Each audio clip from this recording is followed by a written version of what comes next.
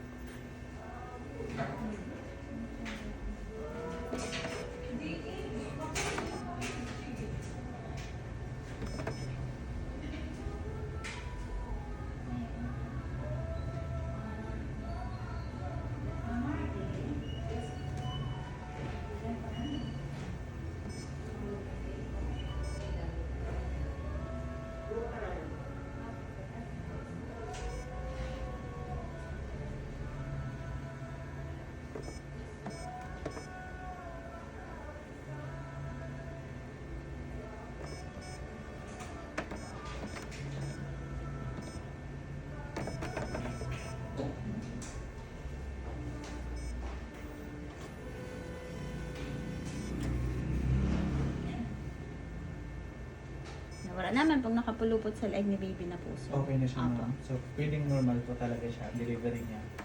Based po sa ultrasound, pwede pong in-normal delivery. Pero madami pa pong factors leading to cesarean section. Mm-hmm.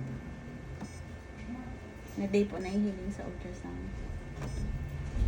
Pero mas mataas yung chance natin, ma'am, na maging normal siya. Yes ma'am. po. So based on ultrasound, nasa 36 weeks and 2 days na siya. August 16 po yung due date based on ultrasound. 2.9 kilos na siya sa ngayon. So yan po yung face ni baby. Ay, may pinasok sa baby sa baby.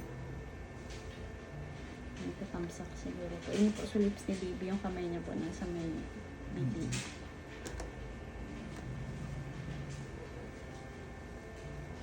Ay, parang meron pa pala. So, iba pa pala na nakapulupot sa leeg niya. So, Igwa pa, ma'am. Anyway, yan po na nakapulupot sa leeg. Baka man po yung indication for cesarean. Kasi normal lang po yun na nagkatagal niya.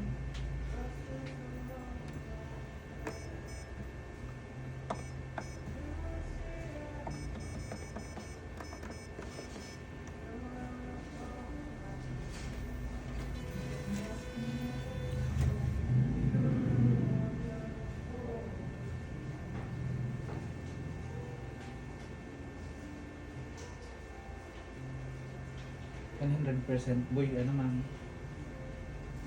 Wait lang po, sir. Hmm. Ang 100% po kayo ni sir. Pag nakaluwas na, yun na yung pinaka-confirmation. Apo. Kahiling na talaga. Hindi po kayo, ultrasound pa lang. Okay. Yung last na 2 beses na kami nag-ultrasound, puro boy man ang Boy, result. apo. Boy man po, digdi. Pa-confirm na lang pag nagluwas na si baby. Pero mukhang boy man eh. Mm-hmm.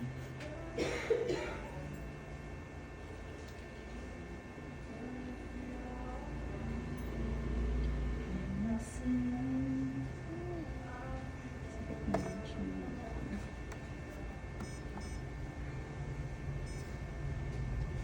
Ito po yung heart ni baby. Heartbeat. Normal man po ang heartbeat niya.